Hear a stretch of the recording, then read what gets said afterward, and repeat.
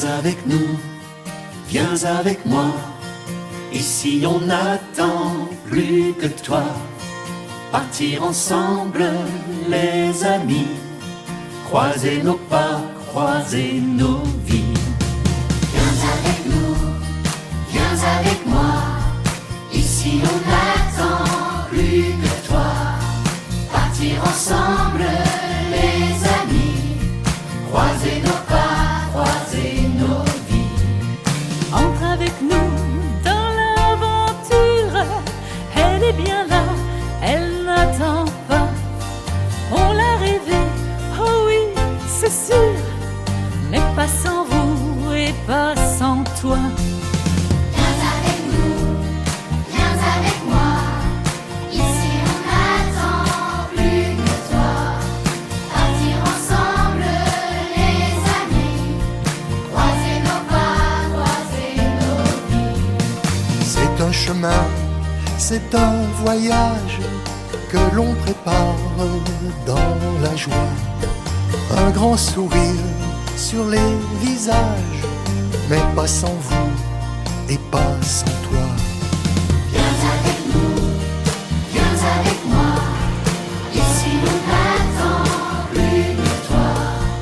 Partir ensemble, les amis. Croiser nos pas, croiser nos vies. C'est un sentier sur la colline à découvrir à petits pas.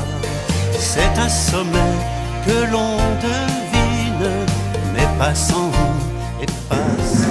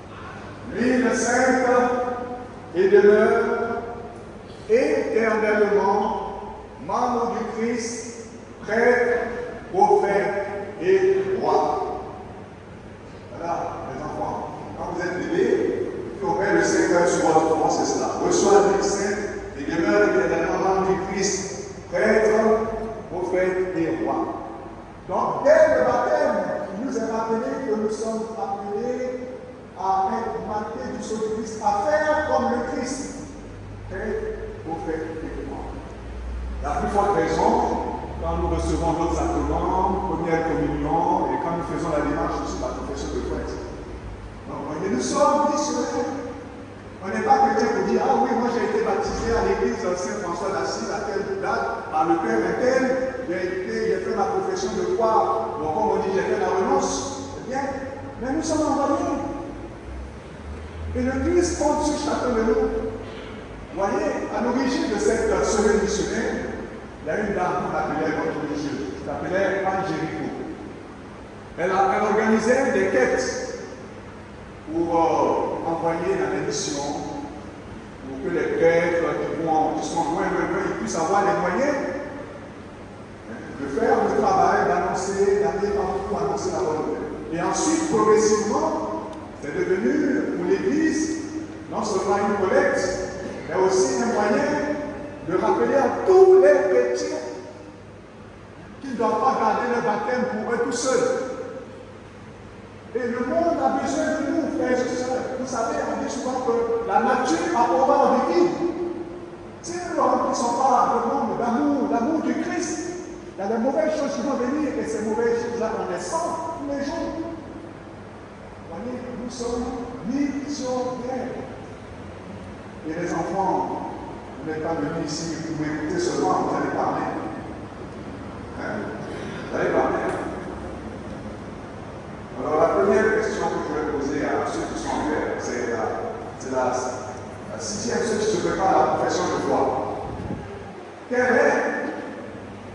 le titre de votre manuel? Il y a le thème de votre parcours. Vous avez déjà acheté le manuel. C'est quoi? Qu'est-ce qui est marqué dessus? Vous avez regardé vos groupes, non? Vous avez rencontré vos catéchistes, non? Qu'est-ce que c'est?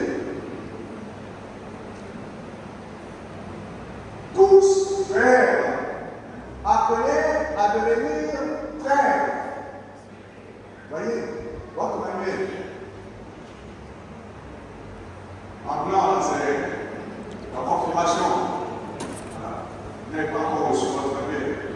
Bon. Appelés à devenir frères, mes soeurs et mes frères, c'est une mission. Cela veut dire que vous devez faire en sorte que les hommes, les femmes, les gens de divers horizons qui se rencontrent puissent sentir qu'ils sont des fils bien-aimés de Jésus. Vous devez entretenir la fraternité entre vous et autour de vous. C'est ça votre mission, c'est ce que les catéchistes vont développer comme thème pour vous. Appelés à devenir frères. Vous savez que nous sommes dans un monde où les gens se détestent. Oh, un tel vient de tel, un tel est de tel. Frère, notre Père. Et puis, quand je me réfère à la couleur de vos vêtements, les t-shirts que vous portez, le Père de l'Église, c'est la couleur de l'espérance. L'espérance. Même j'étais à un meeting là, simplement à l'occasion de la fête patronale. Il y avait un meeting là, on a employé ça, les autorités politiques ont employé le terme. Espérance, espérance, espérance. Et vous, en bleu, je vous l'ai dit à peu près 3 semaines là, le bleu, qu'est-ce que ça vous rappelle, chers enfants? Souvent, on habille la Vierge Marie de couleur bleue, voilà. Ça nous rappelle que la Vierge Marie, je suis l'instrument du Seigneur, que tout se passe pour moi complété selon la parole. Donc, vous voyez, en vous référant à la Vierge Marie, la mère de Jésus, vous pouvez comprendre ce que le Christ attend de vous. Que tout se passe pour moi selon ta parole. Et la parole de Jésus, c'est une parole de vie, c'est une parole qui nous fait avancer. On a entendu là dans la deuxième lecture, d'être aux études, avancer avec pleine assurance, pas d'hésitation, pleine assurance. Soyez sûrs de ce que vous faites, soyez fiers de votre vie chrétienne. Et je vais vous dire une chose. N'ayez pas de complexe à vivre votre foi. N'ayez pas de complexe. C'est pas souvent, c'est quoi, je vais à l'église aujourd'hui, on va me prendre pour ceci, ou bien là où vous êtes, vous hésitez à vivre votre foi. Non! Votre foi en Jésus, c'est une lumière, c'est une force. Vous n'avez pas à avoir honte ni de complexe. Le Christ a dit, celui qui se sera prononcé pour moi devant les hommes, je vais me prononcer pour lui devant Dieu mon Père. Donc, n'ayez pas peur, les jeunes. Et quand j'entends la chorale chanter, et que vous, parfois, j'espère que durant la messe, vous allez chanter. Il ne faut pas avoir peur de chanter, louer, bénir le Seigneur. Bien compris. Et venez plus souvent aussi à l'église pour écouter le Seigneur. Vous dire ce qu'il attend de vous. Il ne faut pas attendre seulement que vous animez. Les jeunes, on peut compter sur vous. Les appeler à la confirmation là, c'est bon? La profession de foi, c'est bon? Ça va aller? Voilà, parce que bientôt là, vous allez pour la profession de foi. Devant tout je m'engage sur mon honneur. C'est pas ce genre la parole, c'est pas ça que vous chantez avec les jeunes là, c'est pas ça? Ah bon, c'est peut-être un peu plus. Mais vous connaissez au moins le chant. Oui, c'est vrai, mais bon.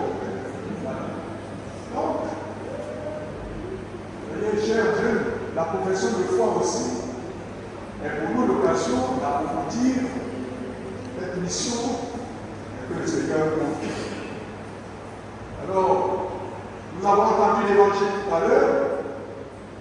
Est-ce que vous vous rappelez de ce qui s'est passé? Parce que j'ai dit en vos catéchismes que j'allais vous poser la question sur l'évangile. Qu'est-ce qui s'est passé? Jacques et Jean, qu'est-ce qu'ils sont allés demander à Jésus? Oui.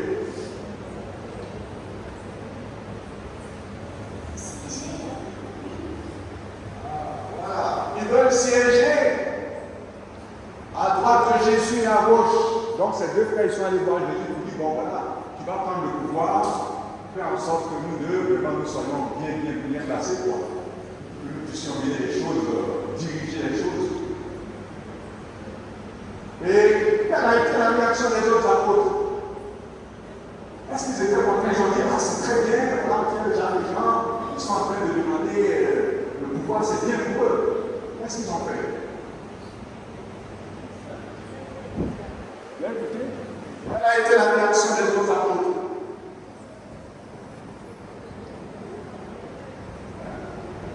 Mais eux aussi, ils voulaient cela.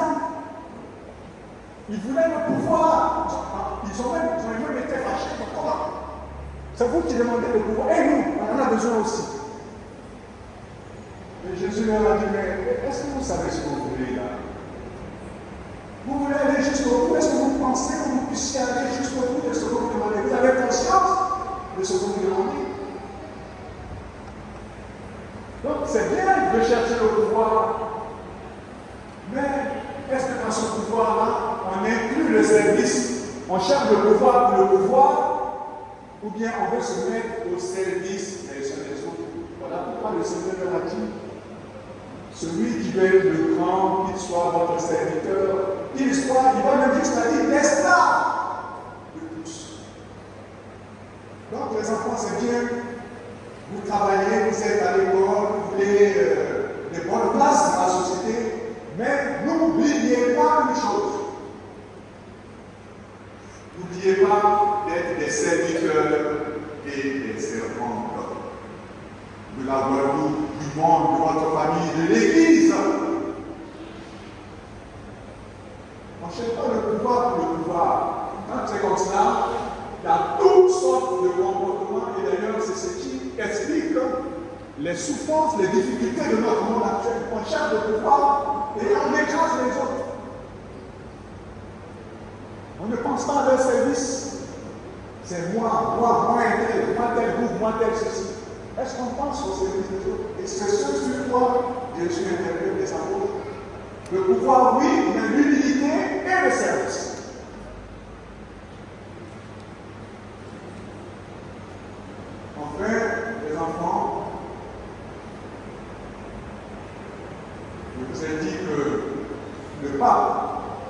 François, s'adressant aux jeunes, leur a dit « Soignez vos propres missionnaires ».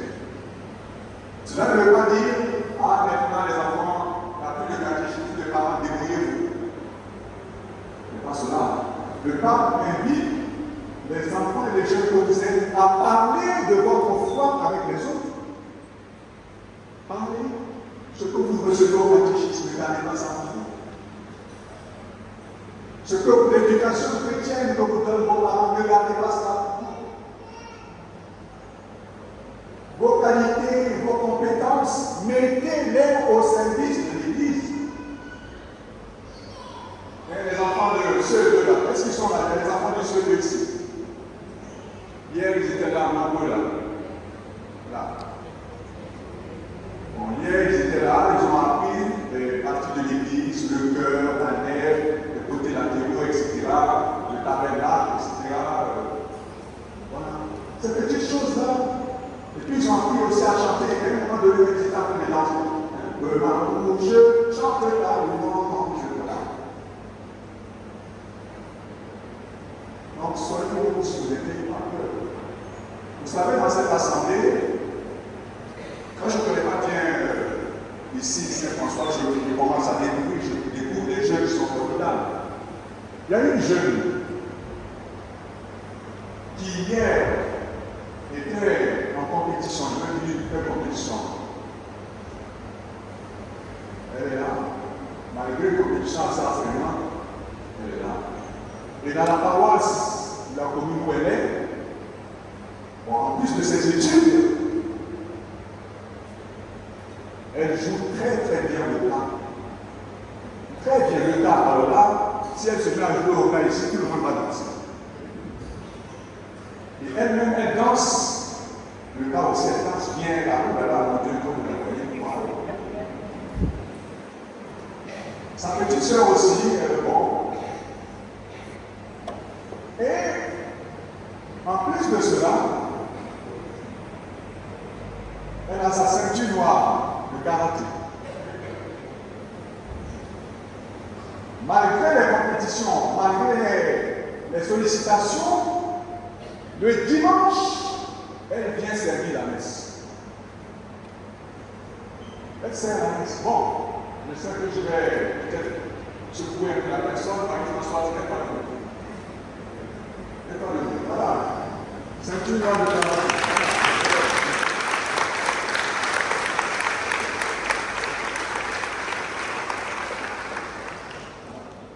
Alors, je ne sais pas si tu as une à côté avec la maison de faire danser. Voyez. Alors, si je dis cela, c'est tout simplement parce qu'il y a des gens qui disent oui, nous, la compétition, la ceci, cela, on ne peut pas donner non. Parmi vous, il y a des musiciens, les enfants, les jeunes, il y a des musiciens. Mais proposez vos compétences à la paroisse. Ce sera votre manière de vivre votre mission. Il y en a qui peuvent faire de belles décorations. Proposez vos charismes, vos compétences à l'Église. Voyez. Alors, en cette semaine, la clôture de cette semaine, chers enfants, nous comptons sur vous. Je vous en prie, n'ayez pas peur. N'ayez pas peur de vivre votre foi. N'ayez pas de complexe. Et les parents, si les enfants mourent, c'est grâce aux parents. Donc nous comptons sur vous. Le monde a tellement besoin de vous. De compétences, de charisme, de l'annonciateur de la bonne nouvelle. Que l'Esprit Saint, l'Esprit de Jésus, l'Esprit de Marie, l'Esprit de l'Église nous soutiennent tous les jours. Amen.